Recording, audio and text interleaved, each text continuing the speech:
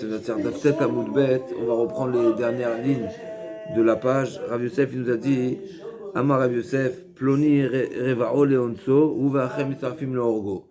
Si une personne, donc une victime, témoigne à charge de son agresseur, à savoir qu'il s'est fait, qu'il y a une relation interdite donc, entre hommes, et donc s'il prétend, l'agressé prétend que ça s'est fait à son insu, c'était un viol, alors effectivement, son témoignage sera retenu, même si lui-même il est la victime, il peut, son témoignage est témoignage pour amener à condamner l'agresseur. Par contre, s'il prétend que c'était fait volontairement, alors là il y a un problème, c'est que lui-même il se considère achat, et donc s'il se considère achat, donc c'est un témoin pas soul, il veut pas, son témoignage n'est pas retenu. Rava dit non, pas du tout. Rava dit,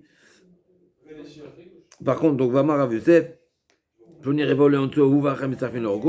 c'est volontairement Rachaou, Vatora Amra, Altachet Racha Ed. Il y a cette Tosot qui ramène la Sugia qu'on va voir dans une quinzaine de dapim, si je ne me trompe pas, une quinzaine de dapim, Kavzaïn, qui est le Racha qui est pas soul d'après la Torah. C'est marqué Altachet Yadra, Liot, Altachet Yadra. Donc ne s'associe pas avec un rachat pour témoigner. La question c'est de savoir qui est le rachat qui est invalide. On va voir dans la Gemara, c'est marqué Tabaï Verava, qui est le type de rachat qui est invalide. Est-ce que c'est tous les Rechaïm, tous ceux qui transgressent un interdit, ou bien non, c'est seulement rachat des Hamas, c'est seulement des interdits qui pourraient amener l'homme à mentir. Et donc c'est pour ça qu'on ne retient pas son témoignage, on verra dans Daf Kavzaïn. En tout cas, ça c'est la position de Rav Yosef. Rava nous dit pas du tout. Adam Karovetelatzmo, Ven Adam Simatzmo Racha. La victime qui prétend ne pas être victime, mais prétend avoir accepté et d'être abusé, eh ben, cette partie, on va dire, du témoignage, c'est une partie qui n'est pas entendable et qui n'est pas entendue par le Bedin. Et donc, on va retenir seulement une partie du témoignage qui est Ploni Rava. Comme il va dire Tosfot, qu'il y a une marloquette à partir de Ktuvot et dans Babatra. Quand est-ce qu'on dit Palginan Dibura, n'est-ce pas? Quand est-ce qu'on dit qu'on va couper le témoignage, le témoignage, la déclaration en deux? Et Tosfot nous dit, en réalité, Tosfot nous ramène un avis qui dit qu'on ne dit pas le Palginan, il est quand il s'agit de deux dossiers. C'est-à-dire, là, ici, en l'occurrence, quand on parle de l'agresseur, on parle de l'agressé, ou bien de celui qui a fait volontairement, c'est deux accusations. On peut avoir une accusation de l'un qui est indépendant de l'autre, et vice-versa. C'est-à-dire, on peut témoigner qu'un homme a eu un rapport avec un homme sans connaître l'homme, sans témoigner de l'homme victime ou qui a été volontaire. Donc c'est une accusation qui est indépendante. Et pareil pour l'accusé aussi, on peut parler de l'accusé, on peut parler de la victime si on veut, ou d'accuser celui qui a subi l'interdit, si c'était volontaire, sans parler de l'agresseur. Comme on va voir tout à l'heure aussi, pour celui qui aurait une relation avec une bête. C'est la même chose. On peut parler de l'un sans parler de l'autre. Là aussi c'est ce qu'on va dire. D'après Rava, on va couper la phrase en deux, c'est-à-dire quoi? On va retenir le témoignage qui accuse le violeur sans parler du violé. Puisqu'on n'a pas besoin parce qu'on on pourrait amener à exécuter le violeur sans connaître la victime. Donc là aussi, c'est ce qu'on va faire. C'est dans ce cas-là qu'on dit Palginan Dibora, soit dit cette règle pour répondre à une question, puisqu'on a vu dans Ktuvot, où on ne dit pas Palginan Dibora, par exemple, quand des témoins viennent reconnaître leur signature et ils prétendent c'est notre signature, seulement au moment de la signature, on était anoussim, on était forcé. Sur ça, la Gemara là-bas, elle dit dans tout vote, ça dépend forcé à cause de quoi? Quel était le motif? Quelle était la raison de la force? De la menace, on va dire. Est-ce que c'était une menace Mechamat Mamon ou Mechamat Nefashot? Est-ce qu'il risquait de perdre de l'argent ou il risquait la vie? Et sur ça, la Gemara a dit que s'ils ont dit Mechamat Mamon, on ne les croit pas. D'accord? Pourquoi? Parce que Natam Estimas Morja, s'ils ont dit qu'ils ont été soudoyés, n'est-ce pas? on les croit pas parce que c'est pas on va dire, c'est pas une excuse valable qui leur permet de témoigner à faux. Et ça, là, toi, tu demandes, mais on n'a qu'à dire Palginan. C'est-à-dire, là aussi, on n'a qu'à partager en deux leur déclaration, à savoir de retenir la partie de la déclaration qui dit Anusimainu, nous étions forcés, et on ne va pas retenir la partie qui dit quel était le mobile ou le motif ou la raison qui vous a forcé. Et donc on n'a qu'à couper en deux. Tout ça, dit non, on coupe en deux parce que c'est une même chose. C'est-à-dire de faire cette déclaration j'étais forcé et de dire pour quelle raison j'ai été forcé, c'est une même chose.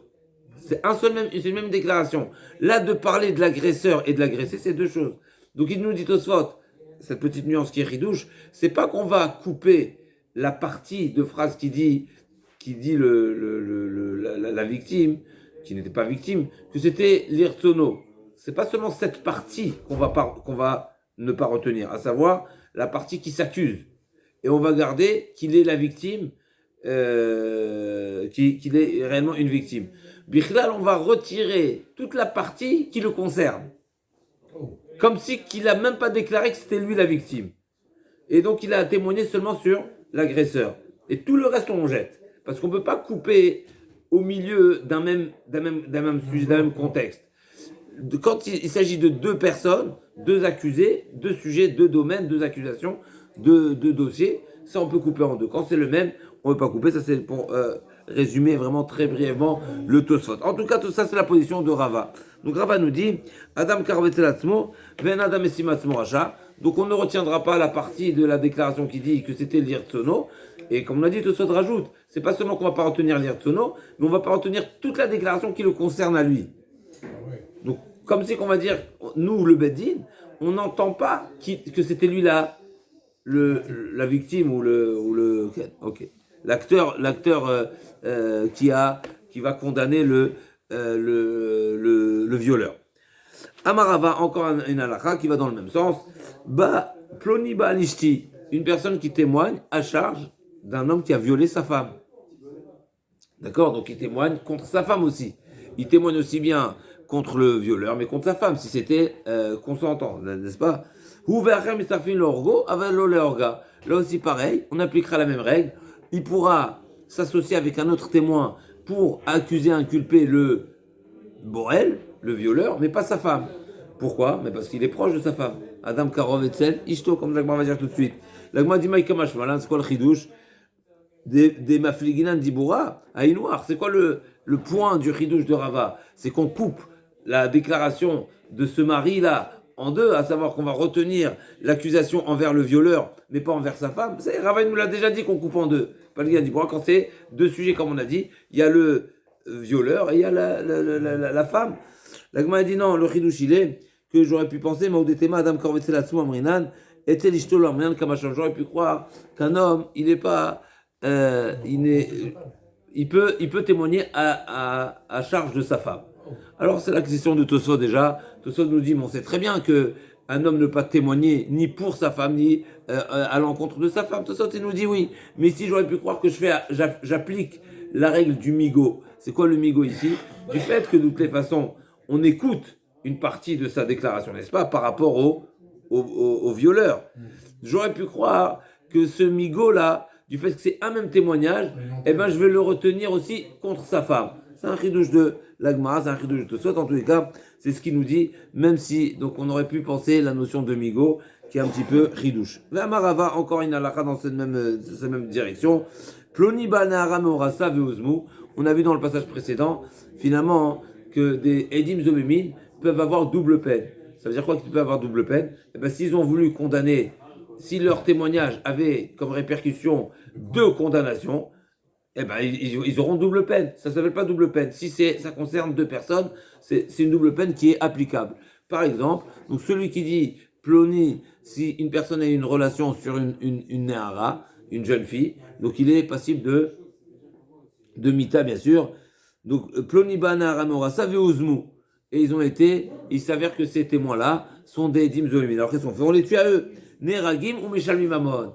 Et en plus de ça, ils vont payer des dédommagements financiers. Pourquoi? Mamon Lazé, ou nefashot lazé. Parce que l'accusation, la raison pour laquelle ils sont passibles de mort, c'est parce qu'ils ont voulu condamner le Borel, l'homme qui a eu cette relation avec cette femme. Et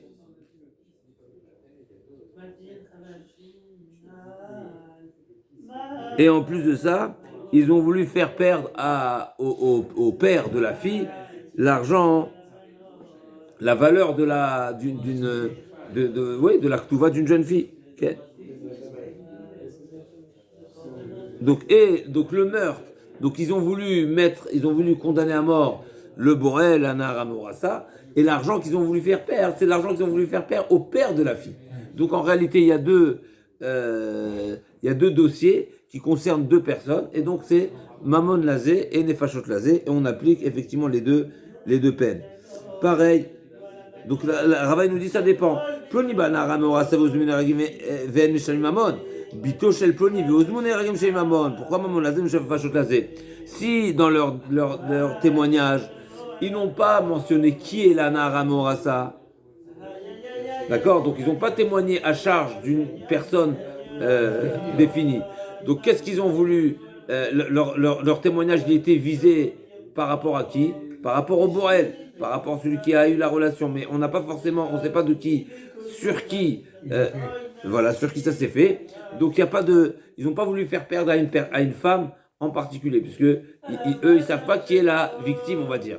Si elle est victime, si elle n'est pas victime, en tout cas ils ont ciblé leur témoignage à charge du Borel. Et donc il y a seulement une condamnation à mort qui aurait pu être appliquée. Et donc là aussi, si il s'avère qu'ils sont des ohémines, on les tue à eux. Par contre, si c'est Bito chez le Ploni, Neheragim Shalim Mamon, pourquoi c'est Mamon Lazé, une vachot Lazé? Vamarava, Ploni Rava Achor, Veuzmou, Neheragim Vel Shalim Mamon.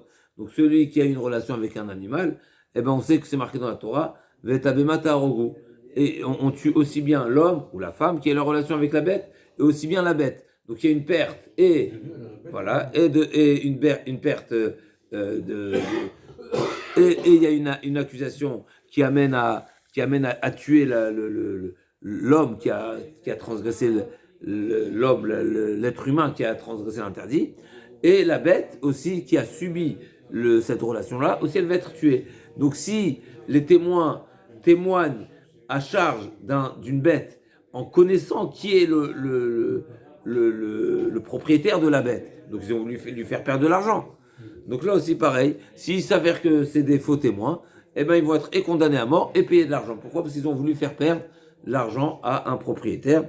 Donc ça c'est seulement dans le cas où ils connaissent et la bête elle est identifiée, on sait qui est le propriétaire. Donc Vama Rava ploni Rava Shor veuzmun eragim meshe Mamon, Shoro shel ploni veuzmun eragim meshe Mamon. Pourquoi c'est Mamon lazé? Venefashot lazé. Atula mali, Aïnouach, l'agma dit, ça y est, tu m'as déjà dit. J'ai déjà entendu les différents enseignements de Rava, et qu'on n'est pas le Guinan d'Iboura, et que quand ça concerne deux personnes, eh ben on applique le Kacher Zamam, la double peine du Kacher Zamam. Pourquoi il a dû me répéter, et par rapport à la jeune fille, et par rapport au taureau? C'est la même chose. L'agma a dit, Mishum deka baya ilava, parce que sur ce sujet du taureau, il y a une question qui est posée, à savoir, est-ce que la personne qui témoigne lui-même qu'un homme a une relation avec son propre animal, est-ce qu'il est crédible ou pas? C'est-à-dire, est-ce qu'on va retenir le témoignage de la personne pour condamner la bête? Pour condamner la bête. Parce que c'est son argent. Alors tout à l'heure, on a dit, quand il s'agit de condamner sa femme, là, il n'est pas crédible. Pourquoi? Adam Karov et Selishto, un homme est un lien de parenté, un lien un lien de parenté, oui. Affection avec sa femme. Oui, c'est pas affection, c'est un lien on appelle ça, c'est par alliance. Il a un lien par alliance avec sa femme, et donc il est invalide de témoigner à charge de sa femme. Mais de témoigner à charge de son propre taureau, ça oui. Ça va être la conclusion de l'Agmara. Donc l'Agmara dit comme ça, Débaï Rava, Ploni Rava Shorima, ou Miamrinan Adam Karov etzel Atzmo, Ve'en Adam Karov etzel Mamono, Dilma Amrinan Adam Karov etzel Mamono, Batar Débaï Adar Pashta, Adam Karov etzel Atzmo, Ve'en Adam Karov etzel Mamono, un grand ridouche, un homme il n'est pas invalide de témoigner à charge de son propre taureau, et donc son témoignage il est retenu. Ce qui est sépelé un petit peu ici, c'est qu'a priori c'est un knas, et c'est mot début knas patour, et en tout cas c'est ce que la Gemara dit, elle conclut ici, que un homme qui a témoigné, et donc il faut dire que c'est un issour ici, en tout cas, on ne dit pas Palginan Dimora, et on dit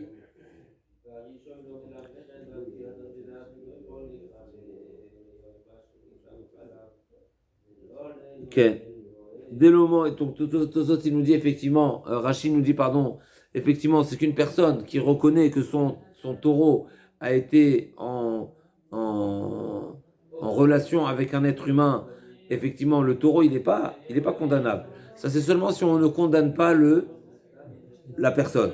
Mais si on condamne la personne, eh ben l'autodéclaration du propriétaire de la bête va amener à condamnation du taureau. Donc il faut dire qu'il y a une différence ici, encore une fois, entre c'est une halakha très particulière, où lorsqu'on condamne la personne, on condamne aussi le taureau bémigo. Comme ça, c'est en lot. Mais voilà. Mais s'il n'y a pas de condamnation de la personne, alors effectivement, on peut. Le taureau, il est responsable. Il n'est pas responsable. C'est la Torah qui défend l'honneur de l'être humain. La Gemara dit Kalon, on va voir dans la suite de la Maseret, dans une cinquantaine de dapim, on va voir cette notion-là, que la Torah, elle défend les honneurs de l'être humain. Boukatov, pour ne pas qu'on vienne dire que c'est le taureau à cause duquel cette personne a été tuée. Okay. Donc ça, c'est la conclusion de ce sujet-là. Donc, okay. Le sujet suivant de la Mishnah, c'est combien de dayanim, combien de juges il faut pour appliquer le malkout. D'accord? Pour le malkout. Jusqu'à présent, on a parlé des dîners Yud, Amoud Aleph au milieu de la page. Jusqu'à présent, on a parlé essentiellement des dîners mamonot.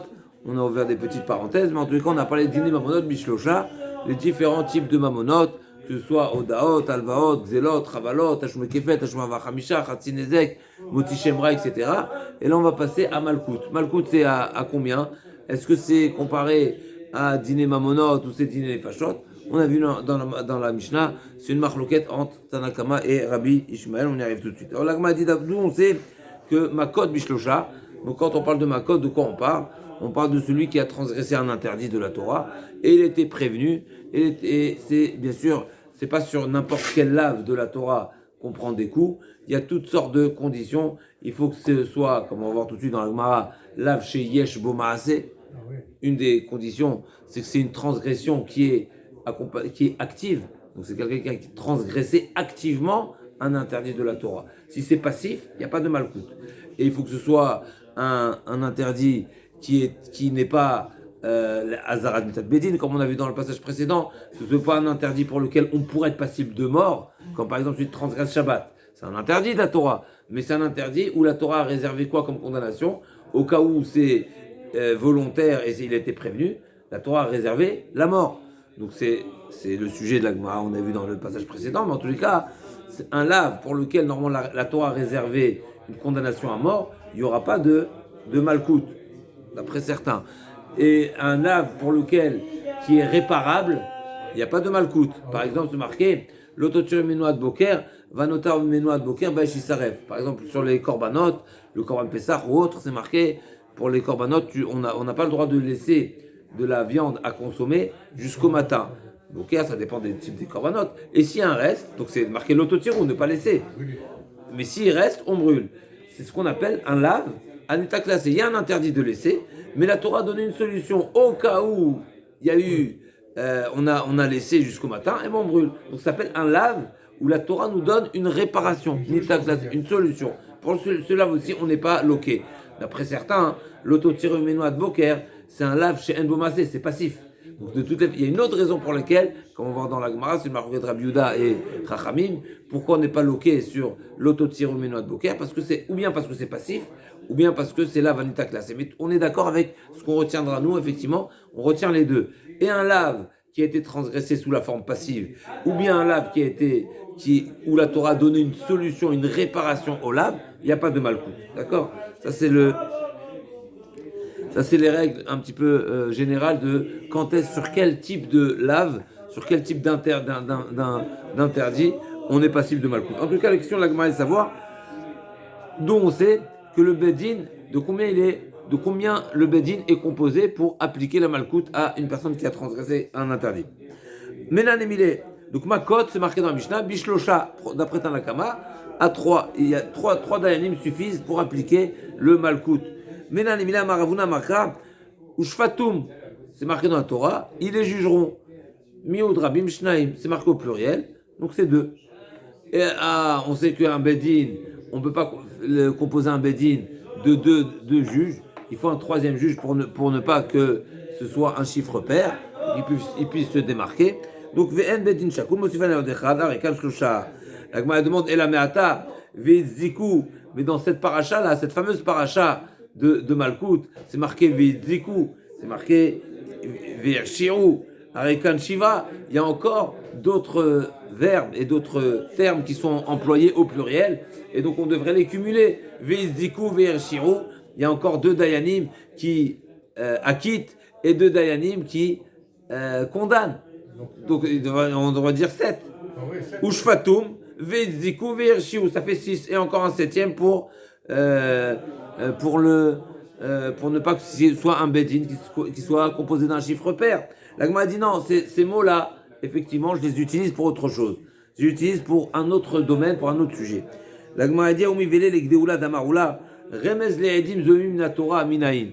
D'où je sais où il y a une allusion à la condamnation de faux témoins. Edim Zomemin. La Gemara dit quoi? Tu cherches une allusion, mais c'est explicite dans la Torah. La paracha de Edim Zomemin, elle est explicite. J'ai pas besoin de chercher d'allusion. La Gemara dit Remez Edim Zomemin la Torah. Remez Edim Zomemin va active Kacher Samam. C'est déjà explicite dans la Torah. La Gemara dit non, c'est pas ça le sens. C'est pas que je cherche à savoir l'allusion de la notion de Edim Zomemin. Ça on le sait, c'est explicite. Où la Torah dit tu appliqueras la peine que les faux témoins ont voulu appliquer à ce faux condamné, tu l'appliqueras sur eux-mêmes. Ça, c'est quand tout va bien. Mais on sait bien qu'il y a des exceptions. Il y a des exceptions où on n'appliquera pas la sanction aux témoins qu'ils ont voulu eux-mêmes appliquer. Comme la Gemara dit dans Makot, il y a 4 exceptions, n'est-ce pas? Eno nesa ben grusho ben chalutza, eno golé, eno meshem takofer. Il y a 4 exceptions dans la Gemara, si je ne me trompe pas. Ouais. Eno golé, Eno Meshem Takofer, Eno Nesa Ben Sorer Moré, et Eno Nesa Ben Grusho Ben Chalutza. Eno Nimkar Levet Divri, pardon. Eno Nimkar Levet Divri, parce que c'est marqué Auto, Vélo, Otam. Donc c'est seulement si 2 témoins ont accusé une personne d'avoir volé et d'avoir été condamné à être vendu en tant qu'esclave, il ne sera pas vendu en esclave. En tout cas, dans tous ces cas-là, il y a des exceptions où on n'appliquera pas à Kacher Zamam la Asot la Achiv. Alors qu'est-ce qu'on leur applique à ces faux témoins?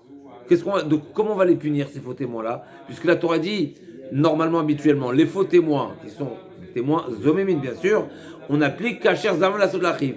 La punition qu'on va leur appliquer, c'est ce que eux-mêmes auraient souhaité faire. Maintenant, il y a 4 exceptions. Donc dans ces 4 exceptions, qu'est-ce qu'on va leur appliquer? Malkout. On va leur appliquer les coups. Ils vont prendre des coups. D'où on sait qu'un Edzomen pour lequel on n'applique pas le Kacher Zamam à la lettre, d'où on sait qu'on l'applique le Malkout, c'est ça le Remez. Ve'ershiru ve'ezdiku, à savoir, il nous dit, oula, Remez le'edim zoemin, shelokin mina indirtiv, ve'ezdiku et tzadik ve'ershu et aracha. C'est quoi le sens de ce pasouk? Mishum ve'ezdiku et tzadik ve'ershu et aracha va'yim benokot aracha. Il y a un problème dans ce pasouk, c'est marqué ve'ezdiku et tzadik. C'est-à-dire qu'on a acquitté celui qui est tzadik. Ve'ershiru et aracha. Et on a inculpé, on a accusé, on a le rachat. Vayem benakot rachat, et donc il va prendre des coups. Quel rapport? Parce que on a. Non, parce que. Quelle est la suite logique? C'est pas parce qu'on a acquitté qui que ce soit ou on a inculpé qui que ce soit qu'il y ait une raison de prendre des coups. Là, m'a dit forcément, ici il y a un remède, on parle de faux témoins. À savoir, il y a eu des faux témoins qui ont accusé le tzaddik.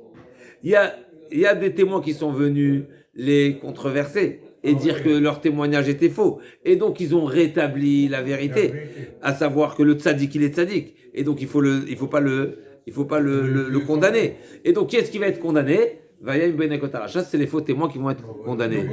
On a 2 juges en plus Pour les Haïdim, ils ont mis. Voilà, c'est une paracha, effectivement. Ce Veidziku On Virchion, devait avoir 4 juges, là on a 6. On a 2 en plus pour les c'est-à-dire qu'on va utiliser cette paracha. La question était, j'ai un mot qui devrait m'amener à rajouter des dayanim pour pouvoir appliquer le malkout. La Gemara dit non, ce mot-là de Veidziku Virchion, je l'ai besoin pour une autre dracha. C'est quoi l'autre dracha? Qui ne parle pas de l'application du malkout de manière générale, mais qui parle de l'application du malkout des Edim Zomémin. Donc c'est des mots, effectivement, si ce n'était que j'avais une dracha, j'aurais été embêté, je les aurais utilisés, effectivement, pour m'enseigner qu'il faut 7 dayanim pour appliquer le malkout.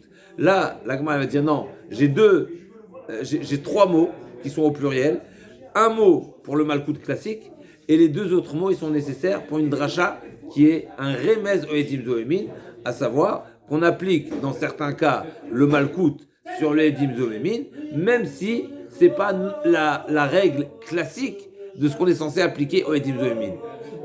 C'est pas le honest classique. Voilà, chazak. D'où on apprend ça, Veidziku Virchion. Donc Veidziku Virchion, il n'est pas en plus, il a son utilité dans la Torah. Et là, Edim Shiashu et Tatzadik Vato et Deachine Veidziku et Tatzadik, Demikam Shimlana Rechaim, Vayemeno Katarasha. La Gemara demande une question, on revient maintenant, une parenthèse dans Edim Zomémin. Pourquoi tu as besoin d'une dracha particulière et de trouver une allusion dans la Torah qui est comme ça, par sous-entendu, etc. Mais c'est un lave. L'Otahane, les témoins, tout faux témoin, n'est-ce pas? Mis à part le titre de Edim Zomémin qu'on leur donne. Mais ils ont transgressé l'interdit de faire un faux témoignage. Et donc, ils devraient être passibles de malkout à cause de l'Otahane. Ils ont transgressé l'Otahane al-Riv. Tu ne déposeras pas un faux témoignage.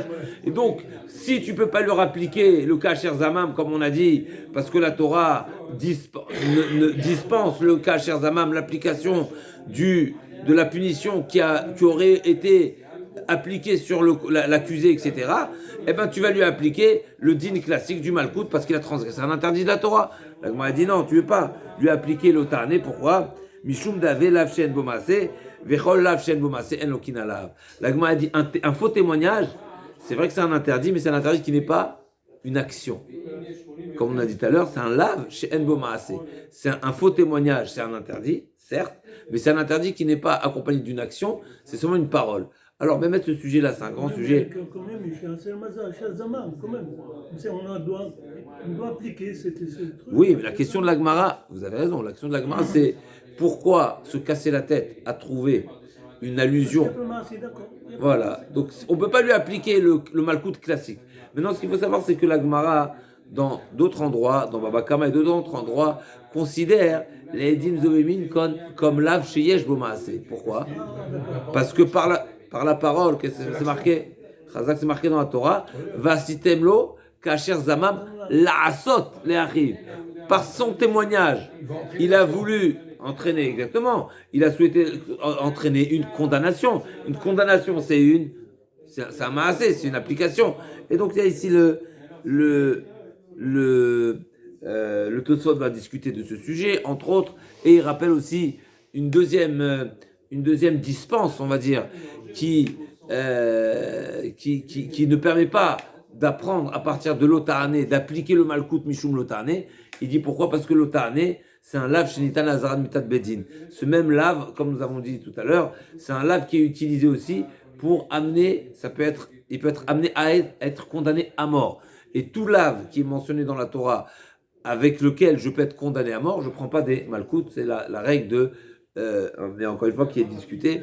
Est-ce qu'on peut appliquer un malkout à partir d'un lave, pour lequel on pourrait être amené même à en mourir. Donc ça c'est, Rachid nous ramène la source, d'où nous sommes.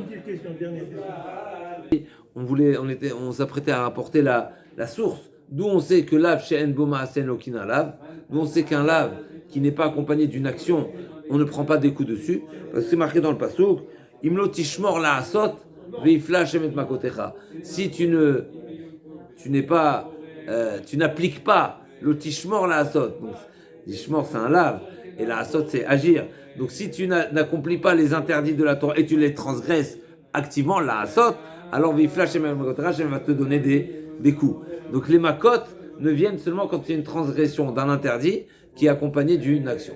Ça c'est la source à partir de laquelle on apprend. Ok, Rabbi Shmuel Omer, Rabbi Shmuel nous dit, pour appliquer le makot, il faut combien? 23. La Gemara dit, comme on a dit hier, Machloket, il y a deux explications dans la Gemara, Abaye Rava, Amar Abaye, Maïtamed Rabbi Shmuel, Amar Abaye, Atia Racha Racha Mechavi Mitot, Tiva Chavaya Im Benakot Racha. Donc dans le pasuk, dans la paracha de Malkout, on a la Torah appelle le condamné, l'accusé Racha, et Asher ou Racha Lamout, et pour un accusé qui est condamné à mort, aussi la Torah l'appelle Racha. Je fais Xerashava Racha Racha, de même que le Racha qui est passible de Malkot, qui est passible de mort, eh ben, il est jugé avec 23 Dayanim. Pareil, celui qui est jugé à prendre des coups, il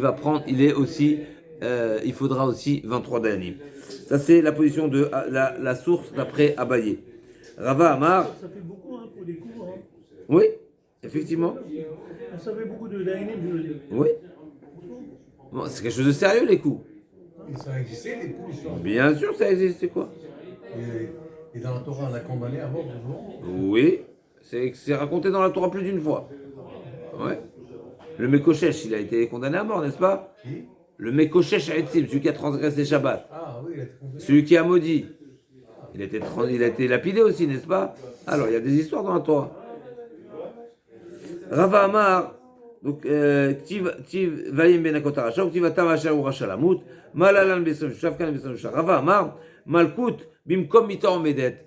En réalité, les coups, c'est un remplacement c'est aussi, ça remplace la mort. Amar Avachaber de Rava le Ravashi, Yachi, Umdena Lamale, Limcheye, Veimait Limut. La Gemara dit, c'est comme ça. Si en réalité, la Torah a réservé les coups, c'est à la place de la mort. Alors pourquoi on fait une évaluation? Pourquoi on fait une évaluation combien de coups il est capable de supporter? On n'a qu'à le frapper. Si il meurt, il meurt. Parce que tu es en train de dire, toi, Rava, que les coups, c'est à la place de la mort. Eh bien, laisse-le mourir. La Gemara dit non. C'est marqué dans le pasouk, effectivement. C'est à la place. Il peut mourir avec des Il coups. pourrait en mourir, oui. C'est des coups qui pourraient être mortels, effectivement. La Gemara dit non. Amarle Amarkra, Venikla Rika Le'enecha, Kevan Shelaka, Ki Machit Agava Dechayem Machit. Quand tu le frappes, tu dois frapper sur un dos vivant, de quelqu'un de vivant. Tu ne vas pas frapper quelqu'un de mort. Donc la Torah, elle te demande, frappe le condamné, mais veille à sa vie. Et là, Detania Amdou, le Kabel Esrim, El Makinoto, et là, Makotaro Lishtalesh, le Kama Em Tman Esre. La Gemara dit, on sait très bien, il y a une autre halakha, les coups, elles doivent être divisibles par 3. Et donc, s'il est capable de supporter 20, combien on lui donnera? Que 18. Ah ouais. D'accord? Pourquoi? On apprend, Véchilash, on apprend. Donc la Gemara dit. Est-ce qu'on tient compte de sa santé, s'il est faible, s'il est fort, Bien s'il sûr. peut supporter? Exactement. On tient compte quand même, hein. Mais c'est exactement ce qu'on fait. On fait une évaluation, savoir combien et de coups il peut supporter physiquement. La Gemara dit, pourquoi tu divises? Pourquoi tu es amené à diviser à 3? T'as qu'à lui faire 20. L'imche esrim vechada. T'as qu'à lui faire 21. Vechimaïd be'achada. Limut. De'akimachit agaba. De'chaikamachit. Si c'est comme ça, tu es en train de me dire ici que la raison pour laquelle tu fais une évaluation, c'est parce que la Torah te dit de frapper quelqu'un qui est vivant.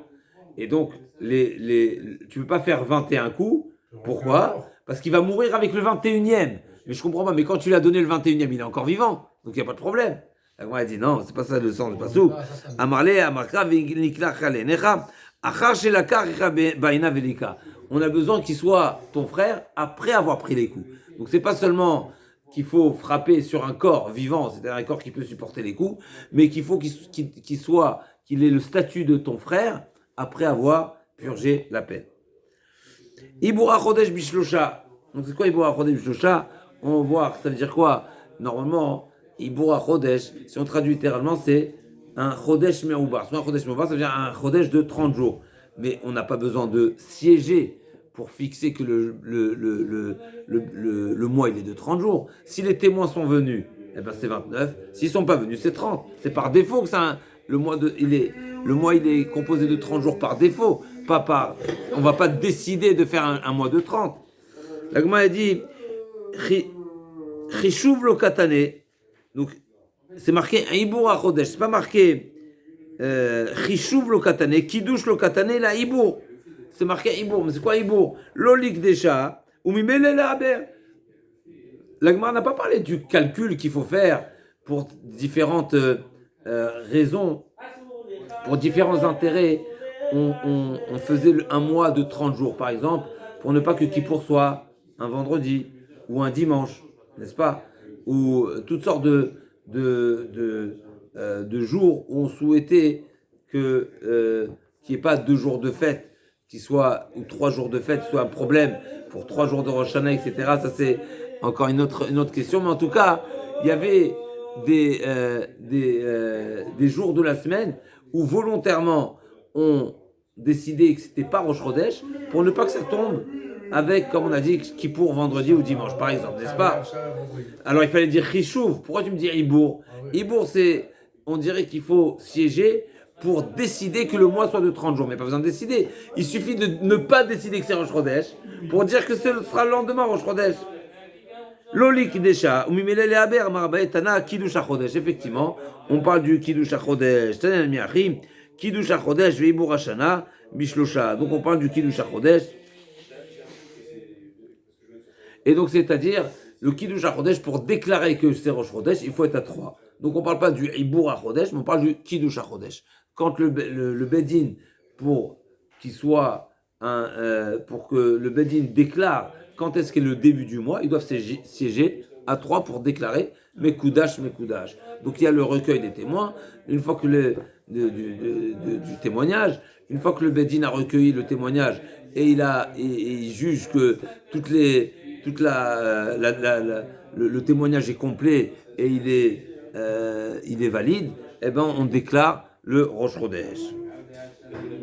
Ibur Hashana bishlosha divrei Rabbi Meir. Amarava va Ibur katane. Et la Amarava kiddush bayom Ibur bishlosha. Et la Amarava kiddush bayom Ibur bishlosha. Rava il dit quand on est c'est vrai qu'il y a un problème. Toi tu me dis fais une modification dans la Mishnah. Dans la Mishnah c'est marqué Ibur, toi tu me dis c'est kiddush. Ça fait une modification. Alors effectivement, des fois, on retient la modification. Il faut dire que, comme c'est marqué par exemple dans la Braïta, Kiddusha, Chodesh, Bishlosha, Ibur Hashana, Bishlosha. Mais dans la Mishnah, c'est pas marqué comme ça. Donc Rava veut proposer autre chose. Kiddush, Beyom, Ibur, Bishlosha. Le Kiddush, il est même si, quand tu viens faire une déclaration du Rosh Chodesh, Beyom, Ibur, c'est-à-dire le 30e jour, là aussi, il faut être à 3. Et la Marava, Kiddush, Beyom, Ibur, Bishlosha.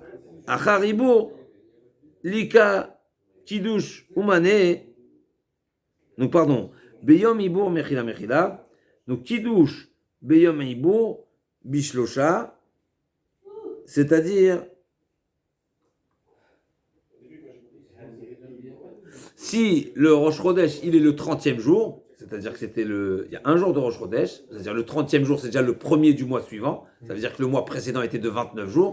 C'est quoi Yom Eibur? C'est le jour où on aurait pu rajouter sur le mois précédent, n'est-ce pas? Donc si tu fais le Kiddush, si tu mets Kadesh le Chodesh le 30e jour, c'est-à-dire qu'il n'y a pas de 30e jour en réalité, c'est-à-dire que le 30e jour du mois précédent, c'est déjà le premier jour du mois suivant, là il faut 3. Kiddush, Beyom Eibur, Bishlosha. Si tu as déclaré le nouveau mois après 30 jours du mois précédent, c'est-à-dire que le mois précédent en finalité de 29 jours, alors là il faudra 3. Mais si tu fais la déclaration du mois le 31e jour, c'est-à-dire que le mois précédent était de 30 jours, là tu n'as pas besoin d'être à 3. Oui, la question c'est, oui. Mais quand est-ce qu'ils ont fait la déclaration? S'ils font la déclaration le 30e jour, là il faut être à 3. Mais s'ils font la déclaration du Rosh Chodesh le 31e jour, c'est-à-dire que le mois précédent était de 30 jours, là il ne faut pas être à 3. Pourquoi? Parce qu'on sait, si c'est pas 30, c'est 31. Si c'est pas, le mois précédent n'était pas de 29 jours, par défaut il est de 30. Et donc automatiquement, le Rosh Chodesh il sera le 31e jour, ça on le sait, c'est par défaut. Donc il n'y a pas besoin d'une déclaration du Bedin. 31, il faut 3 juges ou moins que ça? Pardon? Il ne faut pas, il n'y a rien à faire. Ah bon? Comment on va voir? Il y a 3 avis, on y arrive tout de suite. C'est une marloquette Bémet, c'est une marloquette Tanaïm. 3 juges pour 30 jours, mais pas pour 31. Voilà, il y a une marloquette Tanaïm. Quand est-ce que le Bedin a besoin et de devoir de déclarer que c'est Rosh Chodesh? Il y a 3 avis, on va voir tout de suite. Donc, et là, Marava, Kiddush beyom ibor bishusha. Achar ibor lika kiddush. Par contre, si on est le 31e jour, il n'y a pas besoin de, il n'y a pas ce devoir, il n'y a pas cette devoir au Bedin de déclarer que le début du mois. Que le début du mois est kadosh. Pourquoi? Parce qu'il est déjà par défaut. On va voir tout de suite. La Gemara dit. Oumane Rabbi Eliezer ben Rabbi Tzadok, il dit Nan. Rabbi, la Mishnah nous dit, Rabbi Eliezer ben Tzadok Omer, Imlo nire bizmano, en mekatinocho, oto, shekvar kichu bashamayim. Rabbi Eliezer ben Rabbi Tzadok, il dit, si le mois, le début du mois, donc le témoignage, il n'y a pas eu de témoins qui sont venus témoigner le renouvellement de la lune à son moment, c'est-à-dire quand le 30e jour, eh ben on n'a pas besoin d'être Mekadesh Oto. Pourquoi? Parce qu'il est déjà Kadosh. Bashamay. C'est-à-dire que le bon Dieu, c'est déjà, il n'y a pas besoin de, on n'a pas besoin de, on n'attend pas le Beddin sur terrestre pour faire une, voilà. D'abord, ils ont déclaré qu'ils n'ont rien vu, c'est ça, hein? Il n'y a pas eu de témoignage. Et donc ils vont le voir le lendemain, non? Ou pas. Des fois c'est voilé, on voit rien. Et on sait que c'est la fin. Mais on sait que on est le 30e jour, donc forcément le lendemain c'est forcément Rosh Chodesh. Donc si le 30e jour il n'y a pas eu de témoignage, mais forcément, alors aujourd'hui on ne sait pas si c'est le renouvellement il est aujourd'hui ou demain, mais forcément le 31e jour, forcément c'est le... On voit le mot-là dont on l'a pas vu, on déclare quand même, enfin on déclare rien. On déclare rien, d'après Rabbi Eliezer ben Rabbi Tzadok, effectivement. Si tu l'as vu en son temps, tu déclares. Et c'est une mitzvah sur le Bedin de dire Mekoudash, le Rosh Chodesh Mekoudash. Et quand on voit, il y a trois avis ici. Imloni Rabizmanu Mekachot Shekvar Shubashayim. Rav Nachman Amar Kiddush Achar Ibur Bishlosha. Au contraire, Rav Nachman interprète différemment la Mishnah. Quand est-ce que le Kiddush à Chodesh, la déclaration que le Chodesh il est Mekoudash, donc c'est le début du nouveau mois, il faut 3 quand c'est le 31e jour. Achar Ibur. Pourquoi? Beyom Iburo Lika Kiddush Umane Plimo. Notre Mishnah, c'est Plimo, qui dit la vie opposée, à savoir, le 30e jour, il n'y a pas besoin d'être Mekadesh. Pourquoi? Parce que c'est son jour. Donc il est par défaut, n'est-ce pas? C'est comme, il n'y a pas besoin d'une, on va dire, il n'y a pas besoin d'une affirmation du Bedin, puisque c'est une réalité. Si la réalité coordonne avec ce qu'on a vu, ben, il n'y a rien besoin de faire. La réalité, elle décide par elle-même. Quand est-ce qu'on a besoin d'une intervention du Bedin? C'est quand le Bedin fait une intervention qui est pas en coordination avec la réalité. Donc par exemple, quand ils font le 31e jour, donc c'est la vie opposée avec Rabbi Eliezer ben Tzadok. Rabbi Eliezer ben Tzadok dit, en son temps, tu es Mekadesh, parce que tu es en phase avec la réalité, donc tu as cette mitzvah de dire Mekoudash. Par contre, si c'est le 31e jour, tu n'es pas en phase avec la réalité, donc tu n'as plus cette mitzvah. Pourquoi tu n'as plus cette mitzvah? Le bon Dieu l'a déjà déclaré Rosh Chodesh. Plimo il dit l'inverse. Quand tu es Pourquoi on ne dit pas le nouveau? Pour le nouveau, carrément le nouveau mois, c'est-à-dire à partir du premier. C'est de ça qu'on parle. C'est de ça qu'on parle. 31, c'est pas le nouveau. C'est de ça qu'on parle. On est toujours dans le. Ouais. C'est de ça qu'on parle. 31, ça veut dire le premier jour du mois suivant. Comment on va dire que c'est le. 31, pourquoi je peux dire? C'est juste pour avoir une indice. 31, on dit on est le premier jour du mois. Oui. Le premier jour du mois peut être ou bien après 30 du mois précédent, ou après 30, ou après 29 du mois précédent, ou après 30 du mois précédent. Pourquoi? Le renouvellement de la lune, le cycle lunaire, il est de 29 et demi. Donc toujours, ça change pas. 29 et demi. Ça change pas. Tous les mois. Donc des fois, on va percevoir le renouvellement de la lune dans cette demi qui est encore dans la journée du 29 et demi, donc qui est le 30e jour. 29 et demi. Donc c'est 29 révolus plus un demi-jour. Donc on est déjà le 30e jour. On arrondit à 30, d'accord. Non, c'est pas qu'on arrondit rien du tout. Nous on voit le renouvellement, la nouvelle lune à 29 et demi. Donc si on a réussi à la voir 29 et demi, c'est le combienième jour? C'est le combienième jour? Le 30e. Maintenant, des fois, on ne le voit pas à 29 et demi. On le voit seulement après 30 jours. Donc, on est déjà le 31e jour par rapport au cycle du mois précédent. D'accord? Donc, ça, c'est la marloquette entre Rabbi Eliezer ben Rabbi Tzadok et Plimo. Donc, Rabbi Eliezer ben Tzadok, il dit... Mais quand on dit 31, on a rajouté un jour. On n'a rien rajouté. Ah bon? On n'a rien rajouté, ça dépend. Donc, l'Agma nous dit, d'après... Rav Nachman, non, la Mishnah n'est pas Rabbi Eliezer ben Rabbi Tzadok, mais la Mishnah c'est Eplimo, à savoir l'inverse, à l'opposé. Que si on a, si le Bedin a décidé que c'est Rosh Chodesh le 31e jour, alors là on a besoin de 3. Mais si c'est le 30e jour, on n'a pas besoin de 3. Kiddush, achar ibour beshlosha, beyom ibour lika kiddush, il n'y a pas besoin. Umane plimo, Netanya plimo mer, bismano en mekachinoto, c'est l'inverse. Le 30e jour, le Bedin n'a pas besoin de déclarer et de dire mekoudash. Pourquoi? Parce que c'est la réalité, n'est-ce pas? Shelo bismano mekachinoto, Ravashi Amar, 3e avis, leolam chishuv katane, uma ibour chishuv de ibour, vaide de kabbael mitne ibour, shanatanami ibour chodesh.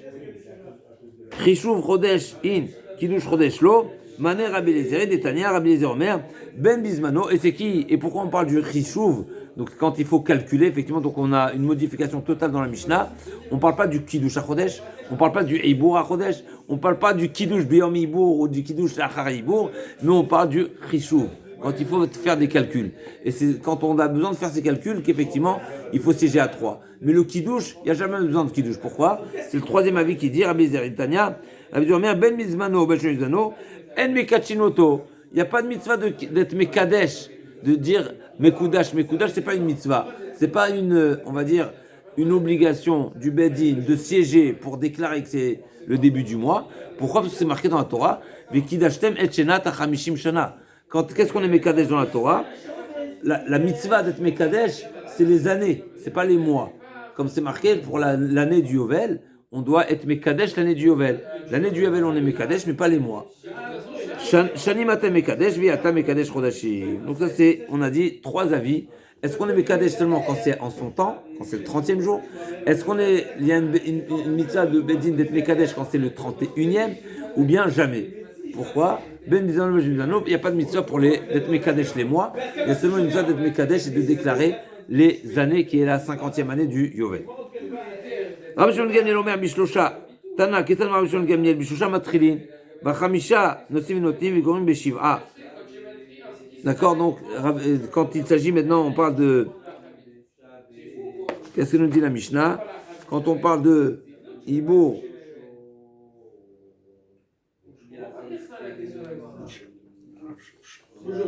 Ibour Chodesh, Ibour Hashana, Ibour Hashana, donc on commence à 3, d'après Rabbi Shimon Gamliel, Bishlosha Matrilim, on commence à 3, Bechamisha Nosim Venotnim, on juge et on évalue à 5, et ensuite pour la finalité, pour décider du Ibour Hashana, c'est de décider du 13e mois de l'année, là il faudra finaliser à 7.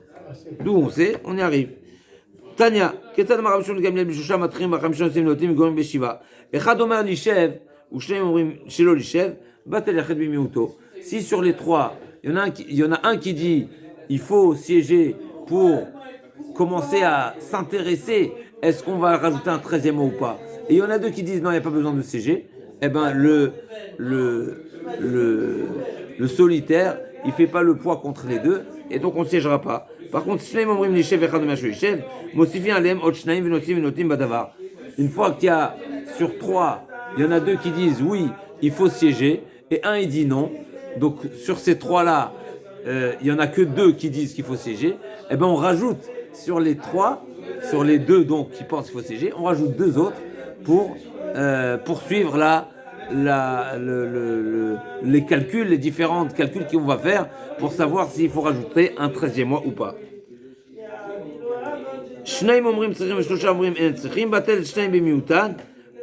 Et si à ce moment-là, sur les 5, donc, il y en a 3 qui disent qu'il n'est pas nécessaire de poursuivre cette assise-là, eh ben on renonce à cette assise et on ne rajoutera pas de 13e mois. Et sinon,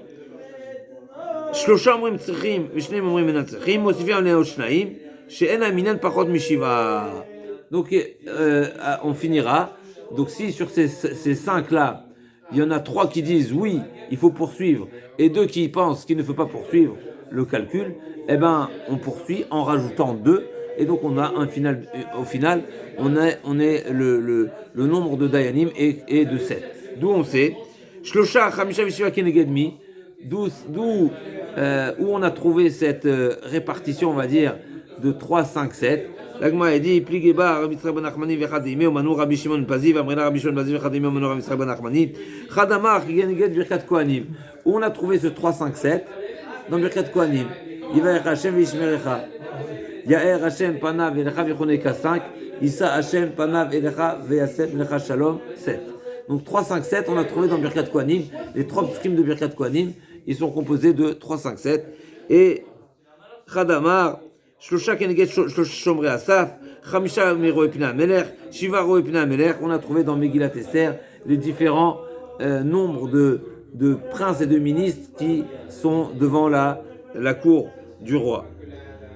Ane Shlosha Vachamisha Shiva, Shlosha Keneget Shomrei Asaf, Tane Rabbi Yosef, Ane Shlosha Vachamisha Shiva, Shlosha Keneget Shomrei Asaf, Chamisha Miro Epina Melech, Shiva Ro Epina Melech. Amar le Abaïd Rabbi Yosef, Aïdna Maïtama lo Parishtan Marachi. Pourquoi jusqu'à présent tu nous as pas dit que c'est ça l'origine de ce 3-5-7? Amalou, là-bas il y a Darna, des Tzrichitou. Je ne savais pas que vous aviez besoin de moi pour vous donner cet enseignement. Mi Baïtou, Milay, Mitav, L'Amrinecho. Est-ce qu'une fois vous m'avez déjà posé une question et je ne vous ai pas répondu? Ce que je sais, je vous dis. On parle de 3-5-7, on parle de quoi comme. Dayanim, pour juger de l'année, mais au Béret. On est toujours dans l'année Méro-Béret. Ouais. On était dans les Vana, non? On a commencé par le Kiddush HaChodesh et le Hibur Hashana. C'est les deux sujets. C'est quoi que.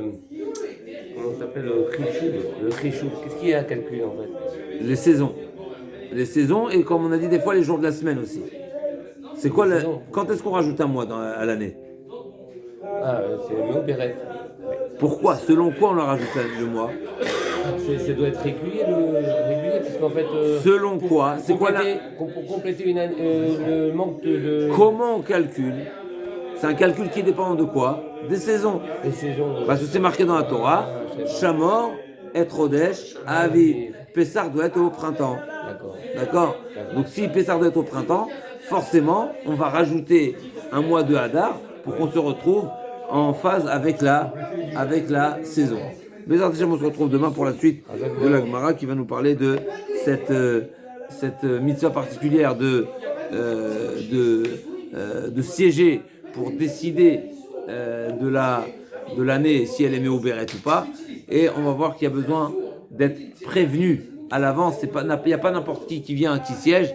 Il doit être prévenu à l'avance, il doit être Mezouman. On va voir l'histoire avec Shmuel HaKatan, Bezrat Torah.